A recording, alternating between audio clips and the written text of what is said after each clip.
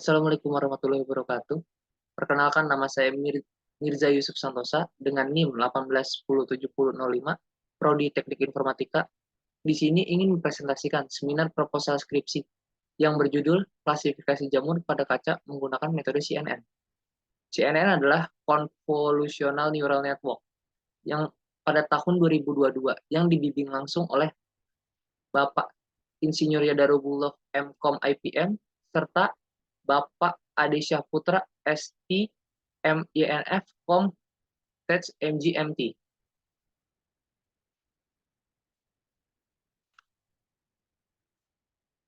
Rangkaian bahasan yaitu adalah pertama dimulai dengan latar belakang, rumusan masalah, ketiga batasan masalah, keempat tujuan penelitian. Latar belakang. Latar belakang yang saya ambil yaitu adalah jamur. Jamur adalah organisme yang bertahan hidup di lingkungan yang berbeda-beda, dipelihara oleh media di mana jamur itu tumbuh. Salah satu tempat tumbuh pada jamur yaitu adalah kayu gelondongan. Kedua, kaca depan. Kaca depan merupakan bagian integral dari konstruksi kendaraan. Kaca depan juga sering terkena beban, seperti beban angin, beban benturan dari batu pinggir jalan, serta jamur yang terletak pada kaca pada awalnya hanyalah sebuah bintik dan yang lama-kelamaan akan menyebar dengan cepat dan meninggalkan bekas pada kaca. Ketiga, itu adalah machine learning. Adalah model yang dapat dipelajari dari data yang disediakan. Algoritma yang digunakan untuk memproses data dalam format gambar. Data tersebut diambil dari proses pencitraan yang akan diuji pada mobil bersih dan berjamur. Rumusan masalah. Rumusan masalah yang saya ambil adalah bagaimana mengklasifikasikan jenis-jenis kendaraan yang bersih dan berjamur menggunakan CNN. Batasan masalah. Yang pertama adalah sistem klasifikasi kendaraan ini menggunakan metode CNN. Kedua, penelitian ini menggunakan citra sebagai input dan output. Ketiga, survei ini menggunakan foto posisi pemotretan yang telah ditentukan. 4. Database yang digunakan penelitian ini terdiri dari berbagai foto. Selanjutnya, tujuan penelitian adalah untuk mengklasifikasi jenis kendaraan dengan akurasi tinggi menggunakan metode CNN. Rangkaian bahasan yang saya ambil selanjutnya adalah pertama, pengumpulan data, yang kedua, pra-proses data, ketiga, pengejaran fitur dan klasifikasi, empat, pengujian, kelima adalah evaluasi. Atau bisa disebut dengan analisa hasil.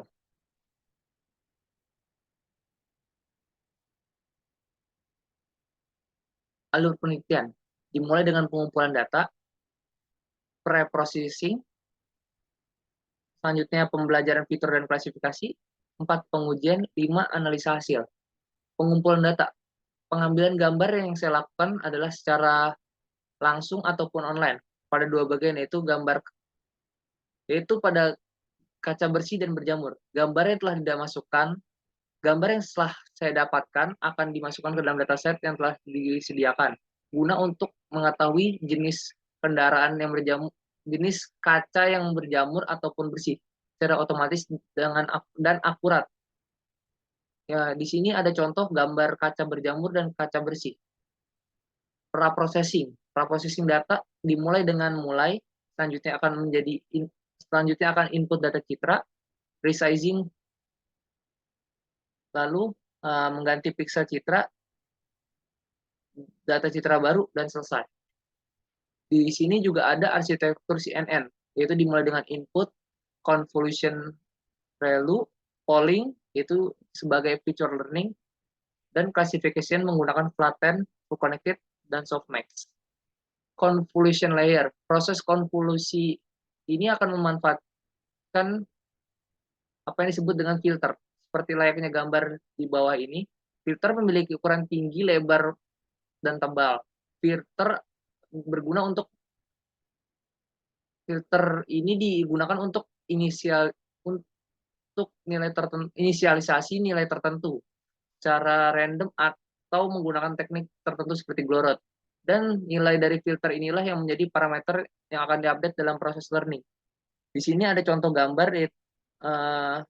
gambar convolution layer dari gambar original image 4x4 lalu difilter dengan 2x2 akan menjadi output 3x3.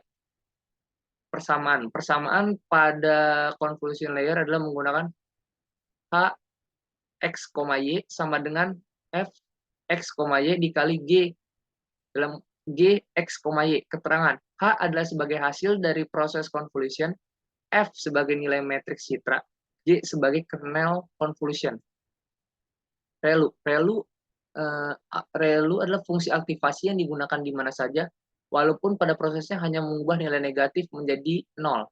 Persamaan yang pada relu adalah Fx sama dengan maksimal 0,x. Keterangan Fx nilai dari relu activation, X adalah nilai matriks dari citra, max pooling.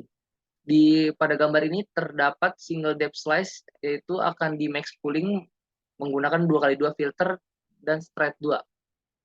Selanjutnya ada feature map, yaitu adalah di sini dia feature map berguna untuk dibagi menjadi dua, yaitu adalah max pooling atau nilai tertinggi serta average pooling sebagai nilai rata-rata.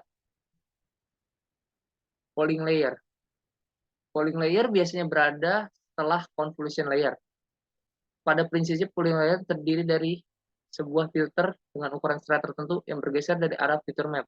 Pooling yang biasanya digunakan yaitu adalah max pooling dan average pooling. Tujuan dari penggunaan pooling layer adalah mengurangi dimensi feature map atau downsampling, sehingga mempercepat komputasi karena parameter yang harus diupdate semakin sedikit dan mengatasi overfitting. Overfitting adalah berguna untuk mendapatkan nilai yang terbaik. Di sini ada persamaan dari polling layer, yaitu adalah 0 sama dengan I min K plus 1. Keterangan, di mana 0 adalah ukuran dimensi polling layer, I adalah ukuran dimensi matriks dari input citra, K adalah ukuran dimensi matriks kernel, dan S adalah jumlah strap. Selanjutnya ada full connected layer. Lapisan full connected adalah lapisan di mana semua neuron aktivitas dari lapisan sebelumnya terhubung semua dengan neuron lapisan. Selanjutnya, seperti halnya jaringan syaraf tiruan, bisa setiap aktivitas dari lapisan sebelumnya perlu diubah menjadi data satu dimensi sebelum dapat dihubungkan ke semua neuron ke lapisan full connected.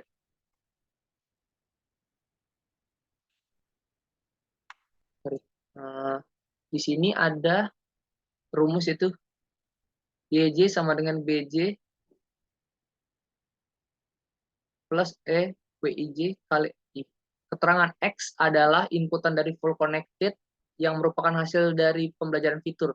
W adalah bobot jaringan berukuran I kali J. I adalah jumlah fitur. J adalah jumlah target kelas. B adalah deviasi. Y adalah total output. Selanjutnya adalah softmax. Softmax berfungsi untuk menghitung probabilitas dari setiap kelas target atas semua kelas target yang memungkinkan dan akan membantu menentukan kelas target untuk output yang diberikan. Keuntungan utama menggunakan softmax adalah tentang probabilitas output dengan nilai 0 hingga 1 dan jumlah probabilitas akan sama dengan 1. Di sini ada persamaan pada softmax, yaitu adalah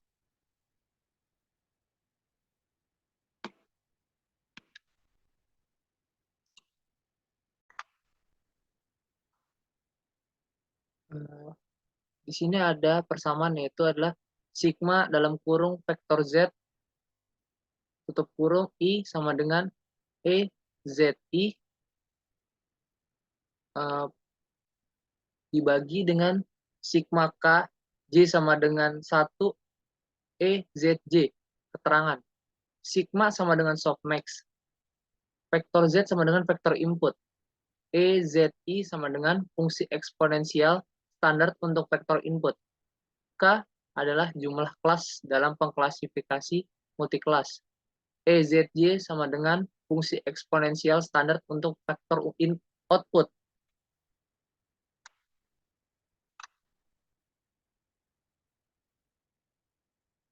Selanjutnya di sini ada gambar dari dropout layer.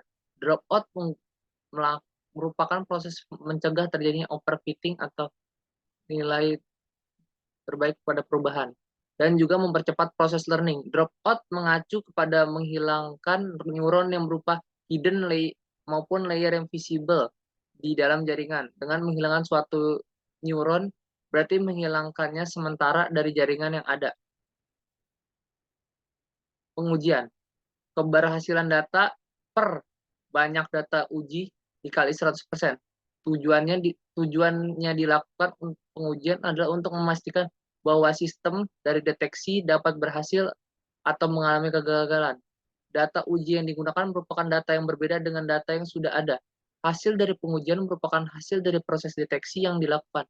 Putusan akan menentukan kaca tersebut berjamur atau bersih dilihat dari hasil keputusan yang dilampirkan ke dalam persentase nilai rata-rata keseluruhan keberhasilan dari pengujian. Terakhir adalah analisa hasil. Setelah melakukan proses pengujian yang dilakukan dengan menggunakan data dari kedua sampel kaca, yaitu adalah bersih dan berjamur, dihasilkan dari melalui pemotretan hasil dari setiap uji coba sampel menggunakan CNN. Nantinya dibandingkan nilai akurasi sampel dengan jumlah yang berbeda. Gambar yang digunakan hasil daripada pemotretan. Kurang lebihnya mohon maaf dari kesalahan kata-kata. Wabillahi taufik walhidayah. Wassalamualaikum warahmatullahi wabarakatuh.